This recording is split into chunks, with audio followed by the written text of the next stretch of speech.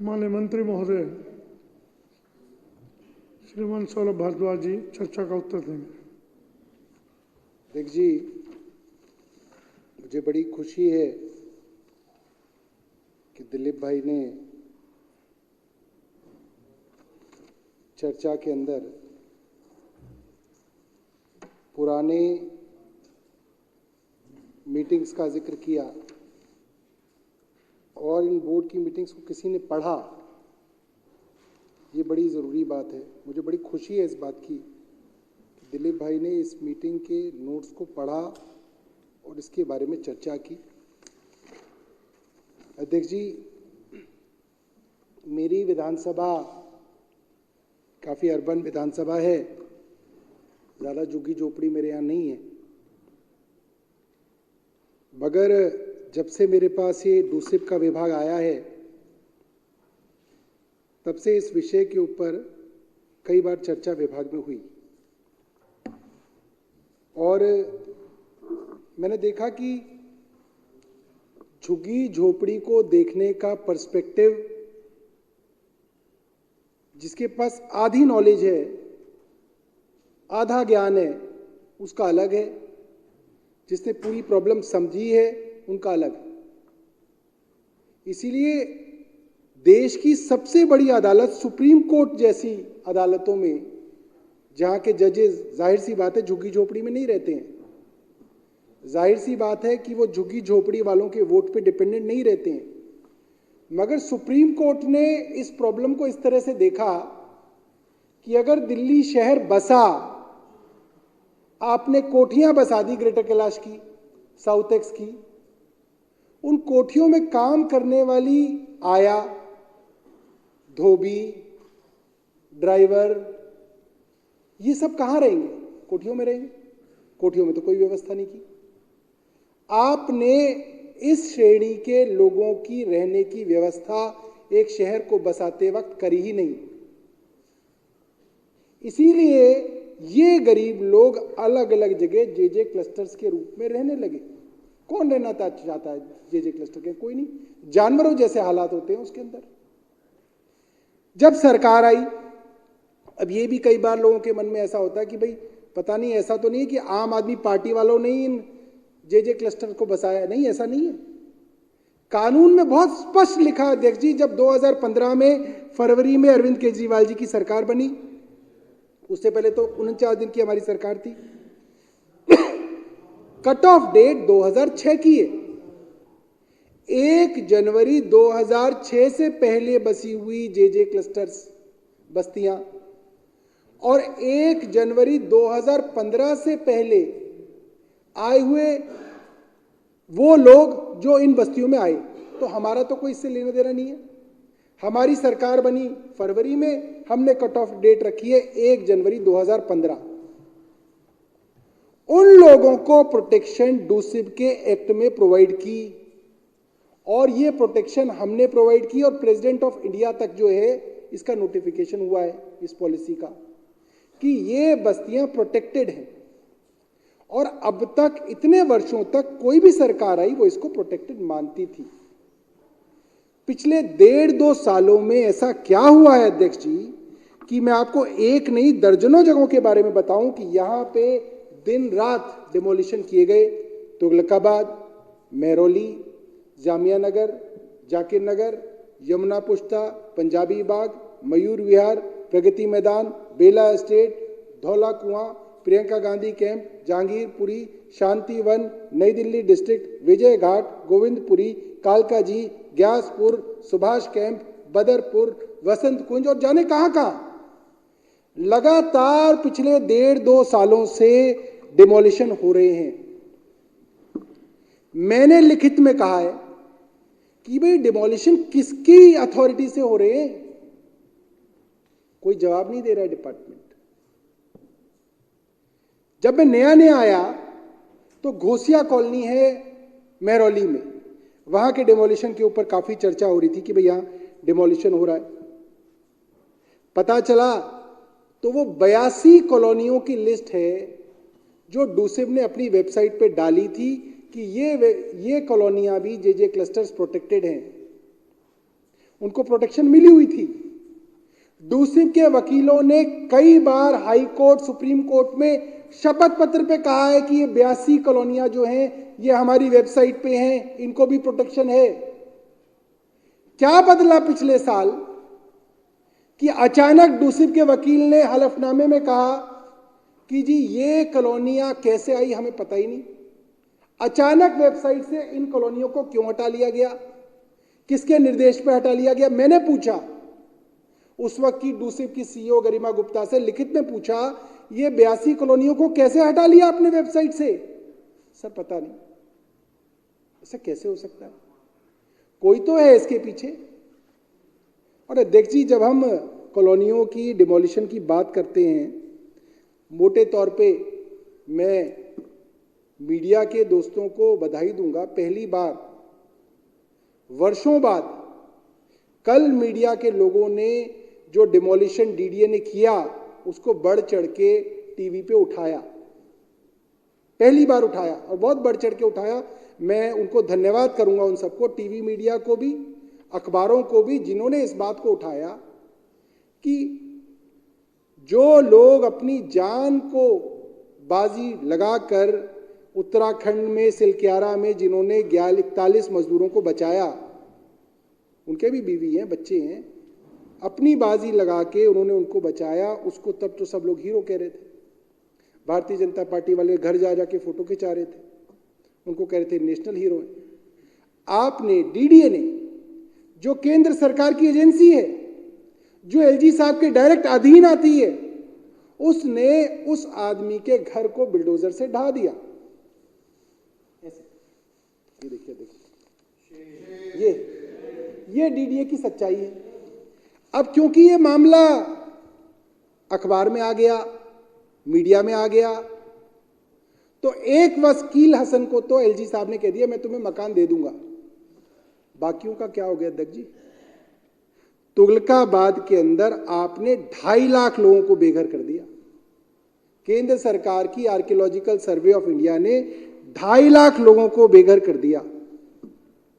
अध्यक्ष जी, मैं आपसे ये जानना चाहूंगा, आपके माध्यम से इस हाउस से जानना चाहूंगा, वो परिवार हैं, नौकरी करते हैं, मजदूरी करते हैं, जवान बच्चे हैं, स्कूलों में छोटे छोटे बच्चे उनके जाते हैं, जवान बेटियां हैं।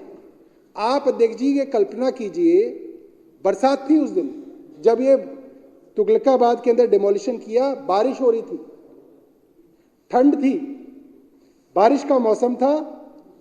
जब सुंदर नर्सरी के पास डिमोलिशन हुआ तो ठंड भी थी, इसके अंदर डिमोलिशन कर दिया गया। अध्यक्ष जी आप कल्पना कीजिए, लाखों लोगों के ऊपर से सर के ऊपर से आपने छत के ऊपर बुलडोजर फेर दिया, बरसात हो रही है, आपका घर का सामान तहस नहस पड़ा हुआ है, आप कहाँ जाओगे, कहाँ ले जाओगे अपने बच्चों को, इस शहर में कहाँ ले जाओगे? सोचिए, छोटी छोटी बात के लिए इतना हल्ला होता है इस देश के अंदर।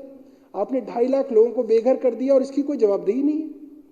अभी सुंदर नर्सरी के बारे में इन्होंने बताया प्रवीण भाई ने, भरी ठंड में अध्यक्ष जी, ठंड के अंदर हमारे डूसिब के वकील ने, मैं पूरी जिम्मेदारी से बता रहा हूं, हमारे डूसिब के वकील ने, सरकारी वकील ने, जिनका नाम परमिंदर चौहान है, मैं इसलिए कह रहा हूं क्योंकि मैं चाहता हूं ये विधानसभा के रिकॉर्ड में आए।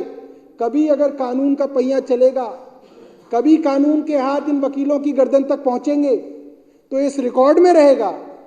डूसिब के स्टैंडिंग काउंसिल परमिंदर चौहान ने हाई कोर्ट के अंदर झूठा हलफनामा दिया, फर्जरी की उन्होंने कोर्ट में यह कहा कि ये जो प्रवीण कुमार जी के यहाँ सुंदर नगरी वाली जो बस्ती है वो 675 की लिस्ट में नहीं है, जबकि अध्यक्ष जी वो लिस्ट में थी। मैंने फाइल देखी है, आज भी वो वेबसाइट पे उसका नाम डला हुआ है। फाइल पे डूसिब ने लिखा है एफिडेविट के लिए कि ये बस्ती 675 बस्तियों की लिस्ट में है, और उसी फाइल पे परमिंदर चौहान ने जो एफिडेविट बनाया उसके अंदर उसने वो लाइन गायब कर दी। उसको बेस बना के हाई कोर्ट ने 2019 में ऑर्डर कर दिए कि ये बस्ती इलीगल है, इसको डिमोलिशन कर दीजिए। 2019 में उसके ऊपर कोई कार्रवाई नहीं हुई, बस्ती के गरीब लोगों ने कहा कि चलो मामला टल गया। अभी पिछले 2 महीने 3 महीने पहले 2023 में कुछ लोग जो है हाई कोर्ट में चले गए कि कंटेम्प्ट है, कंटेम्प्ट में फिर से वो परमिंदर चौहान जो है डूसिब की तरफ से पेश हो गए।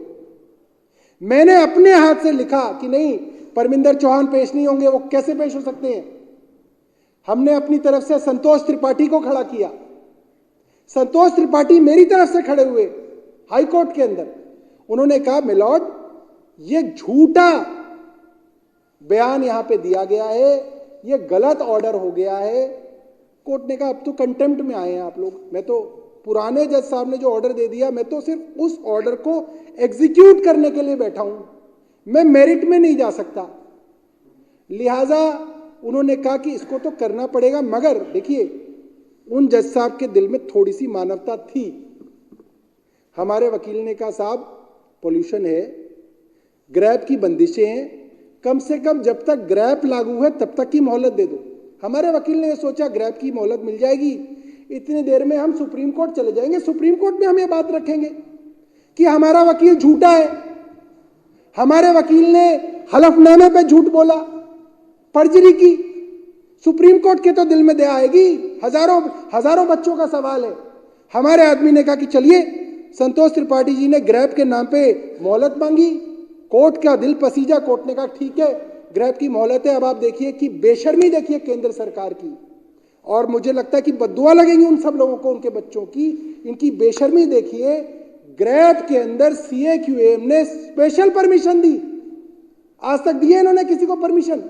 इन्होंने एक झुग्गी बस्ती को उजाड़ने के लिए ग्रैब के CAQM ने स्पेशल परमिशन दी कि ग्रैब लागू है तो है, इस बस्ती को डिमोलिश कर दो, और उसको रात मतलब 2 घंटे के अंदर उन्होंने पूरी बस्ती तहस नहस कर दी। ये बेशर्मी है। और अध्यक्ष जी, कोई पत्ता नहीं हिल रहा है इस शहर के अंदर, कोई पूछने वाला नहीं है, कोई सुनने वाला नहीं है, खुल्लम खुल्ला गुंडागर्दी हो रही है। मैं इस डिपार्टमेंट का मंत्री हूं, मैंने लिखित में दिया, ये क्वेश्चन लगा था विधानसभा के अंदर, हमारी बहन भावना गौड़ ने लगाया था कि क्या ये सच है डूसिब के वकील ने अदालत में झूठ बोला। तो ये जवाब मेरे पास जब आया, क्योंकि मैं इस प्रोसेस के अंदर रहा हूं, इस विधानसभा के अंदर मंत्री के तौर पे मेरे पास इसका जवाब आया, तो इसका जवाब गोलमोल आया कि ना हाँ में ना ना में। मैंने कहा ये काम नहीं चलेगा, यहाँ पे मुझे जो है असेंबली के अंदर जवाब देना है और फैक्चुअल जवाब देना है, इसको सही करके लेके आओ। और आपके नाम का मैंने उनको थोड़ा डर दिखाया असेंबली का, मैंने कहा देख लो असेंबली के अंदर प्रिविलेज हो जाएगी। तो जब इस असेंबली के, मेरे से नहीं डरते, असेंबली से डरते, तो इस असेंबली के डर में फिर जो है ये मामला वापस गया डिपार्टमेंट में। फिर उन्होंने लिखित में दिया कि हाँ ये बात सच है, ये बस्ती लिस्टेड क्लस्टर थी, डूसिब ने कहा था लिस्टेड क्लस्टर है, वकील ने एफिडेविट में झूठ बोला। तो फिर मैंने उस फाइल पे दोबारा लिखा, मैंने जब वकील ने झूठ बोला तो तुमने उसके ऊपर क्या कार्रवाई की, कार्रवाई बताओ। फिर फाइल गई, अगले दिन सुबह 11 बजे यहां पे आए तो बोला कि साहब हमने वकील को शो कॉज नोटिस दे दिया है। अब शो कॉज नोटिस के बाद क्या किया उन्होंने मुझे नहीं मालूम, मैं ये लिख के दे चुका हूं डूसिब को कि जो वकील ऑन रिकॉर्ड झूठ बोल चुका है और हजारों लोगों को बेघर कर चुका है, इस वकील को हटाओ। उस वकील को नहीं हटाया जा रहा, पता नहीं इनका चाचा लगता, ताऊ लगता, क्या लगता है वो, क्यों नहीं हटाया जा रहा है। अध्यक्ष जी इस बात को समझिए, क्योंकि पूरा षड्यंत्र जो है वो ये है कि किसी तरीके से इस शहर से जितने भी गरीब लोग हैं उनको जो है बर्बाद करके भगा दिया।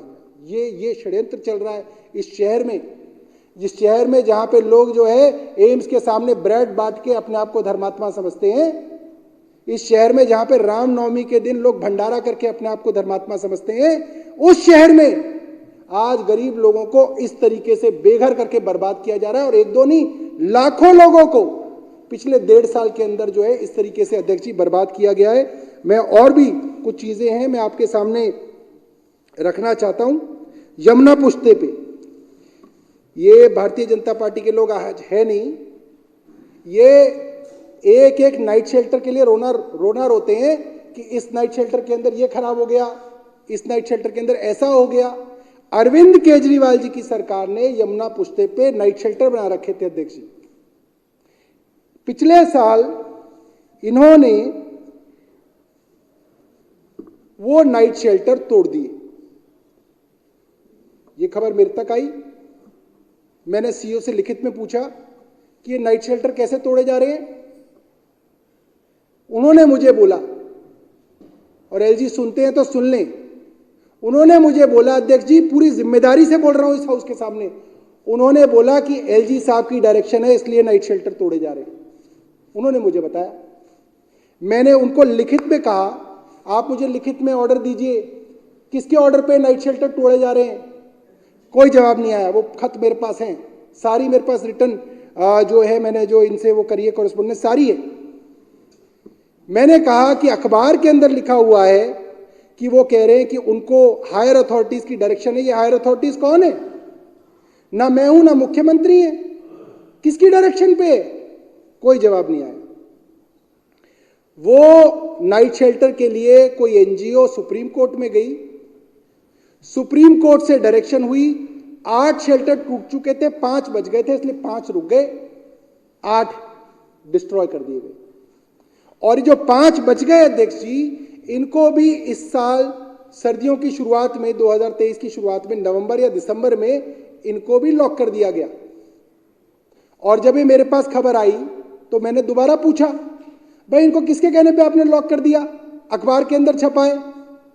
तो उनको खोल तो दिया गया, मगर यह नहीं बताया गया कि ये किसके कहने पे किया जा रहा है।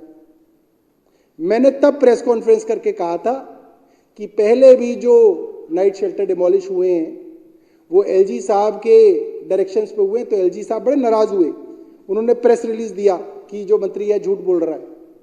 भैया मैं झूठ बोल रहा हूं, मैं मान लेता हूं, चलो एलजी साहब सुनते हैं मेरा भाषण, मुझे पता है, इसलिए मैं उनके लिए बता रहा हूं ये बात। सौरभ भारद्वाज झूठा है। जिस सीईओ ने वो नाइट शेल्टर डिस्ट्रॉय किया, आप उसको क्यों नहीं सस्पेंड कर रहे? मैं तो लिखित में दे चुका हूं, आप करो उसको सस्पेंड। गरिमा गुप्ता उस वक्त सीईओ डूसिब होती थी, उन्होंने उस वक्त नाइट शेल्टर डिस्ट्रॉय किए। सौरभ भारद्वाज कह रहा है कि गरिमा गुप्ता ने कहा कि एलजी साहब ने कहे थे इसलिए डिमोलिश हुए। मैंने कहा नहीं, मैंने लिखित में कहा कि इनको डिस्ट्रॉय नहीं करना था। तो अगर उस अफसर ने किसी के बिना डायरेक्शन के नाइट शेल्टर डिस्ट्रॉय कर दिए तो एलजी साहब उसको क्यों सस्पेंड नहीं कर रहे? मुझे बताएं, क्यों नहीं उसके ऊपर कार्रवाई हो रही? भाई या तो वो मेरी बात मान रही है या वो एलजी साहब की बात मान रही है। मैं लिखित में कह रहा हूं कि वो मेरी बात नहीं मान रही, इसका मतलब एलजी साहब की बात मान रही है ना, उनका संरक्षण है ना, साफ साफ बात है।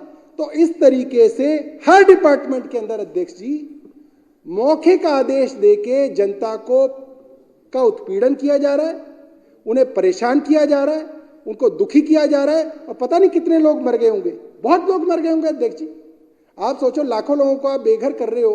किसी के अगर कोई बुजुर्ग है, किसी के अगर कोई बीमार है, छोटे छोटे बच्चे हैं, पता नहीं क्या हुआ होगा उनका, मगर कोई सोचने वाला ही नहीं है इस देश के अंदर, कोई समझने वाला ही नहीं है। और मैं हैरान हूं ऐसे अफसरों को। अरे इस्तीफा दे दो। आप कैसे ऐसे इलीगल और आप पूरी इंसानियत के खिलाफ आप ऐसे काम कर कैसे सकते हैं? और अफसर कर रहे हैं। भाई ऐसा क्या डर है तुम्हें? फांसी दे देगा एलजी, क्या हो जाएगा? आप गरीब लोगों के घर उजाड़ रहे हैं, आप जो बेचारे मरीज हैं उनको आप दवाई नहीं देने दे रहे, लोगों के आपने टेस्ट बंद कर दिए, अस्पतालों में आपने ऑपरेशन बंद कर दिए। आप क्या करके मानोगे? मतलब हद हो रखी है अध्यक्ष जी, कोई कहने वाला ही नहीं है। मैं ये समझता हूं कि